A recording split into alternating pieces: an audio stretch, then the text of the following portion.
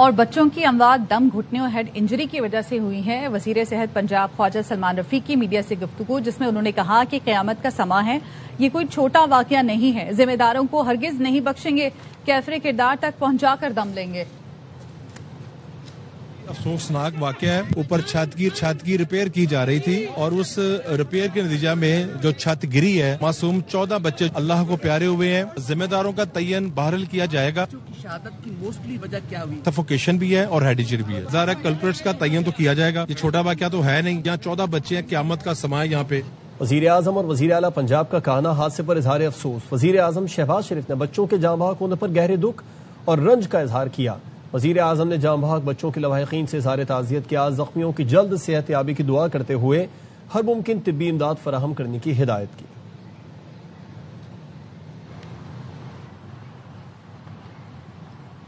فیصل آباد کی علامہ اقبال کالونی میں مدرسے میں 15 سالہ طالب علم سے زیادتی اور قتل میں استاد رفاقت ملوث نکلا۔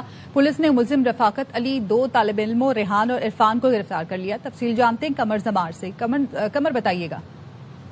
یہ جڑا والا گھر ہاشم محنت کا وحید کے 2 بیٹے 15 سالہ شعیب اور اس کا بھائی عبداللہ یہاں پر دینی مدرسے میں زیر تعلیم تھے۔ علامہ اقبال کالونی میں استاد قاری رفاقت کے مدرسے میں 28 جون کو شعیب کے لاپتہ ہونے پر اس کی والدہ کی مدیریت میں اغوا کا مقدمہ درج کیا گیا، جس کے بعد پولیس نے شک گزرنے پر مقتول کے 2 ساتھی طالب علموں ریحان اور عرفان کو حراست میں لے کر تفتیش کی تو انہوں نے انکشاف کیا کہ ان کا استاد قاری رفاقت علی ہے، وہ مقتول شعیب سمیت کئی بچوں سے زیادتی کر چکا ہے اور اس نے شعیب کے اپنے گھر بتانے کے شبے پر انہیں قتل پر اکسایا، جس پر عرفان نے آزار باندھ سے شعیب کی ٹانگیں باندھی اور ریحان نے گلا دبا کر اس کو مار ڈالا، جس کے بعد استاد رفاقت کے کہنے پر انہوں نے مقتول کی لاش بوری میں ڈال کر نالے میں پھینک دی۔ پولیس نے مقتول کی لاش برآمد کر لیا، جبکہ ARY نیوز کو حاصل ہونے والی CCTV فوٹیج میں دیکھا جا سکتا ہے کہ دونوں ملزم طلبہ مقتول شعیب کی بوری بند لاش سائیکل پر لے جاتے نظر آتے ہیں، جبکہ ان کے پیچھے ملزم استاد رفاقت کو بھی جاتے دیکھا جا سکتا ہے۔ جی ٹھیک ہے، بہت شکریہ آپ کا اپڈیٹ کرنے کے لیے۔ راولپنڈی اڈیالہ جیل کے بھاگے 10 قیدی پکڑے نہیں جا سکے ہیں۔ خطرناک قیدی اہلکاروں کی آنکھوں میں مرچیں پھینک کر نکل بھاگے تھے۔ پولیس اہلکار 14 حوالاتیوں کو پولیس وین میں عدالت سے واپس لا رہے تھے۔ بابر ملک ہمیں اس بارے میں مزید بتائیں گے۔ بابر، کیا ڈیٹیل سامنے آ رہی ہیں؟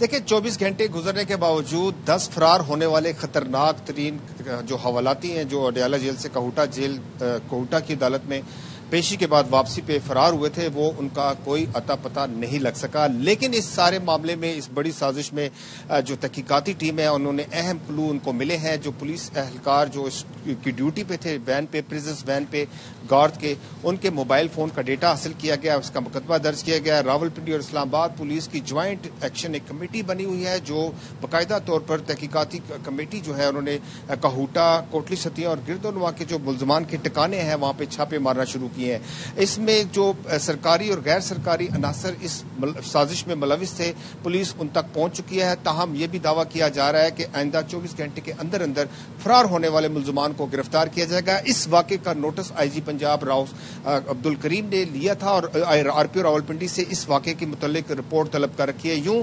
راولپنڈی پولیس اور اسلام آباد پولیس فرار ہونے والے خطرناک ترین ان 10 حوالاتیوں کا کھوج لگا رہی ہے۔ تاحال ان کی ابھی تک گرفتاری عمل میں نہیں آ سکی، لیکن جو اس وین میں ڈیوٹی پہ اڈیالہ گارڈ کے انچارج اور 5 اہلکار تھے، ان کے خلاف مقدمہ درج ہوا اور فرار ہونے والے حوالاتیوں کے خلاف مجموعی طور پر ایک مقدمہ تھانہ سہلہ اسلام آباد پولیس نے درج کیا، لیکن فرار ہونے والے گیا۔ آپ کا شکریہ بابر تفصیلات کے لیے۔ مقدس شخصیات کی توہین آمیز یا نامناسب عکاسی ناقابل قبول قرار۔ اشاعت سے پہلے حساس مواد کی جانچ کے لیے پری پبلیکیشن ریویو نظام کی تجویز۔ اسلامی نظریاتی کونسل نے میڈیا اور مصنوعی ذہانت سے متعلق قراردادیں منظور کر لی۔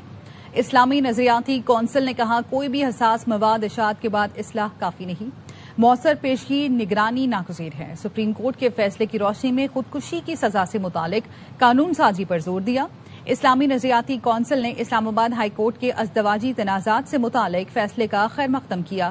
بچوں کے نفقے سے متعلق عدالتی فیصلے کو اسلامی احکام سے ہم اہم قرار دیا۔ اسلامی نظریاتی کونسل نے ایران اسرائیل جنگ بندی کا خیر مقدم کرتے ہوئے غزہ میں فوری جنگ بندی اور انسانی امداد کا مطالبہ کیا۔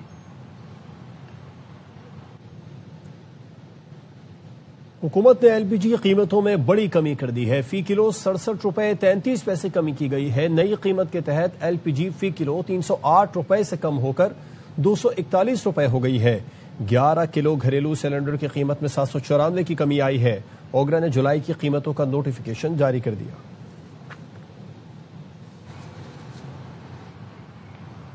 سندھ طاس معاہدہ کمزور کرنے کی بھاری قیمت ہو سکتی ہے. بھارت کو مشورہ ہے جنگ کے بیج بونے سے گریز کرے. نائب وزیر اعظم اسحاق ڈار کا سندھ طاس معاہدے پر بین الاقوامی سیمینار سے خطاب. کہاں خطے میں پائیدار امن کا راستہ طاقت کی دھمکی نہیں صرف مذاکرات ہیں. پاکستان کو جائز آبی حق سے محروم کرنے کے سنگین اثرات ہوں گے. پانی کا رخ موڑنے یا روکنے کی بھارتی کوشش کو جنگ کے مترادف اقدام تصور کیا جائے گا. پاکستان کسی صورت جنگ نہیں چاہتا لیکن اپنے جائز آبی وسائل پر غیر قانونی قبضہ یا تجاویز ہرگز قبول نہیں کرے گا.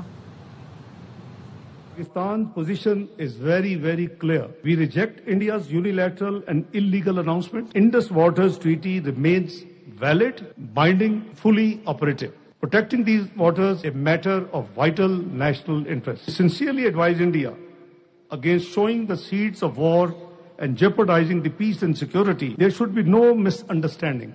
Any attempt to deprive Pakistan of the waters rightfully allocated under the Indus Water Treaty would have profound consequences for regional peace and security. Pakistan ہر صورت سندھ طاس معاہدے کے تقدس کا تحفظ کرے گا. وزیر اطلاعات عطا تارڑ نے سندھ طاس معاہدے پر اسلام آباد میں بین الاقوامی سیمینار سے خطاب میں کہا، ایک معاہدے پر نہیں 24 کروڑ عوام کی زندگیوں پر بات کر رہے ہیں. سندھ طاس معاہدہ یک طرفہ معطل نہیں کیا جا سکتا. معاہدے میں ترمیم ہو سکتی ہے اور نہ ہی اسے ختم کیا جا سکتا ہے. Prime Minister Shehbaz Sharif, Field Marshal Saeed Asim Munir, the Honorable Minister for Defence on various occasions has made it clear the people of Pakistan have a right to the water of the Indus, and the Indus Water Treaty cannot be amended, revoked, suspended or held in abeyance because it cannot be done unilaterally. An attempt is made to stop the water of Pakistan.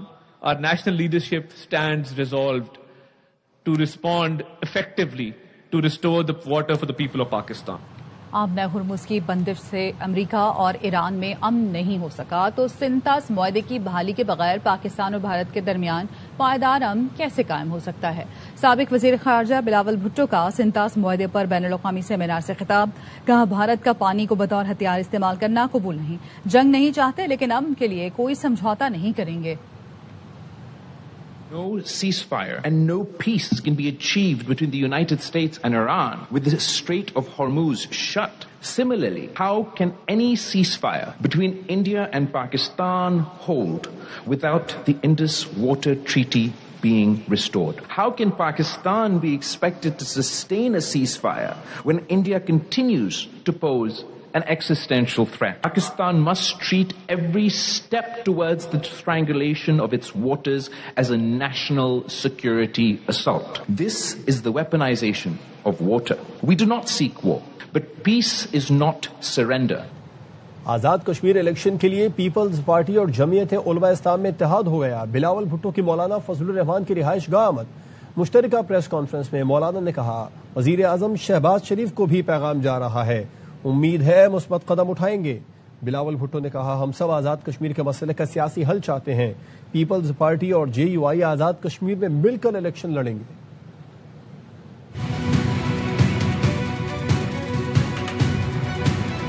گزار ہوں جناب بلاول بھٹو صاحب کا، وہ تشریف لائے ہیں، اچھی پیش رفت ہے. اس حوالے سے منسٹرز کو بھی یہ پیغام جا رہا ہے ہم کشمیر کی اس مشکل میں اس کو حل کرنے میں مشترکہ کردار ادا کر سکیں گے.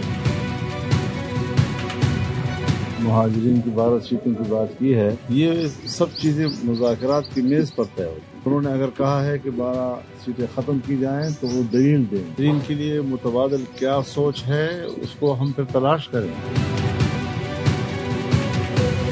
سب کا یہی خواہش ہے کہ کشمیر کے مسائل حل نکلے، کہ کشمیر میں الیکشن سکیڈول تو اعلان ہو چکا ہے، الیکشنز پرامن ہو، فری اور فیئر ہو.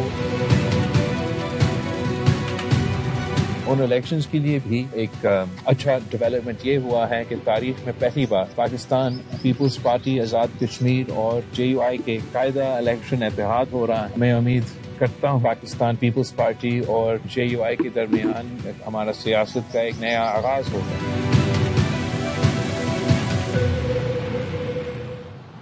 چیئرمین خالد مقبول صدیقی کی صدارت میں MQM کا مشاورتی اجلاس ہوا. سابق گورنر سندھ کامران ٹیسوری، سینئر مرکزی رہنما ڈاکٹر فاروق ستار اور سید امین الحق نے شرکت کی. ترجمان MQM نے بتایا بجٹ کے حوالے سے MQM پاکستان کی تجاویز پر تفصیلی تبادلہ خیال کیا گیا. وفاقی حکومت سے مطالبوں پر عمل درآمد کی حکمت عملی پر بھی گفتگو ہوئی. 140A سے متعلق آئینی ترمیم، شہری سندھ کے ترقیاتی پیکج اور سندھ کی گورنرشپ کی متحدہ کو واپسی کے لیے حکمت عملی پر گفتگو کی گئی. بجٹ سے شہری سندھ بالخصوص کراچی اور حیدرآباد کے لیے ترقیاتی منصوبوں کی تکمیل اور نئے منصوبوں کے لیے رابطے کا فیصلہ کیا گیا. خیبر پختونخوا حکومت وفاق کو پیسے نہ دے کر ہمارا ساتھ دے. علیمہ خانم کا کہنا ہے ہمارا پہلا مطالبہ ہے بانی PTI کا اسپتال میں علاج. اس وقت ان کی صحت ہماری ترجیح ہے. وہ 8 ماہ سے قید تنہائی میں ہیں. ان کے حقوق بحال کیے جائیں. بشرا بی بی عمران خان قید تنہائی میں پچھلے 8 مہینے سے کسی طریقے سے ہمیں کوئی امید نہیں نظر آ رہی. ہمیں اس وقت صرف عمران خان کا علاج ہسپتال میں چاہیے. یہ ہماری ڈیمانڈ ہے. اس کے لیے ہم PTI کو باری باری کہتے ہیں کہ اس کے لیے پریشر بنائیں. ہماری پریشانی صرف ان کی ہیلتھ ہے. ہم اس کے لیے پریشر کریٹ کریں گے. KP کی حکومت اگر ہمارا ساتھ دے دے اس چیز میں اور وہ نہ ان کو 175 بلین دے تو یہ بہت بڑا سٹیپ ہوگا. سرفراز بگٹی کی بلوچستان میں شہید تاجر علی مرتضیٰ جمیل کی رہائش گاہ آمد اہل خانہ سے تعزیت کرتے ہوئے ہر ممکن تعاون کی یقین دہانی کرائی. سرفراز بگٹی نے کہا بلوچستان کی انچ انچ پر حکومتی رٹ قائم ہے. تاجر علی مرتضیٰ کے قاتلوں کو کیفر کردار تک پہنچائیں گے. حکومت دکھ کی اس گھڑی میں مرحوم کے اہل خانہ کے ساتھ ہے. بچیوں کی کفالت کی ذمہ داری بلوچستان حکومت کی ہے. گورنر سندھ نہال ہاشمی نے بھی مقتول علی مرتضیٰ کے اہل خانہ سے تعزیت اور افسوس کا اظہار کیا. بلوچستان اور بلوچستان کے لوگوں کی طرف سے شدید الفاظ میں مذمت کے بعد کل ہی علاقے میں ایک انٹیلیجنس بیسڈ آپریشن کیا. اس آپریشن کے نتیجے میں 3 دہشت گرد جو ہیں اسی مقام پر جہنم وصل ہوئے ہیں. جمیل صاحب کے جو پوتیاں ہیں ان کی کفالت کی ذمہ داری حکومت بلوچستان نے اٹھائی ہے اور حکومت بلوچستان ان کی اہلیہ کا علاج بھی کرائے گی. کہ بلوچستان کی کوئی 1 انچ ایسی نہیں ہے کہ جہاں پر ریاست یا اسٹیٹ جا نہیں سکتی یا اپنی گرفت رکھ نہیں سکتی. کہ بلوچستان میں ہزاروں کلومیٹرز کے ہائی ویز اور ہزاروں ٹریولرز جو ہیں وہ بحفاظت پہنچ جاتے ہیں، حادثات کا شکار ہوتے ہیں. اس کے ساتھ ہی نیوز بلیٹن سے فی الوقت اتنا ہی. دیکھتے رہیے ARY نیوز.